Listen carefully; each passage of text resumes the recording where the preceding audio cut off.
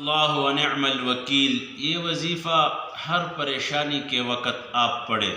ابراہیم علیہ السلام کو جب آگ میں ڈالا جا رہا تھا تو فرشتے آئے اور فرشتوں نے کہا آپ کو ہمیں کچھ ضرورت ہے، تو ابراہیم علیہ السلام نے کہا ضرورت ہے مگر تمہیں نہیں ہے میری ضرورت، ہاں جس کے لیے میں جا رہا ہوں اس کی ضرورت ہے اور وہ مجھے دیکھ رہا ہے۔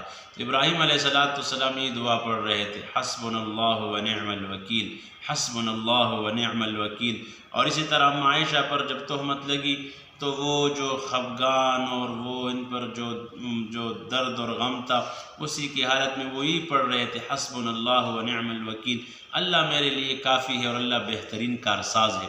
تو ہر مصیبت کے وقت، ہر پریشانی کے وقت حسبنا اللہ و نعم الوکیل اس کا ورد کرے، عام حالت میں بھی کرے، انشاءاللہ جو بھی مسئلہ ہو، جو بھی تنگی ہو، اللہ پاک راستہ نکالے گا۔ جیسے ابراہیم علیہ السلام کے لیے اللہ نے آگ کو گلزار بنا دیا، اور ام عائشہ رضی اللہ تعالیٰ عنہ کے بارے میں اللہ پاک نے خود برات اور صفائی پیش کی۔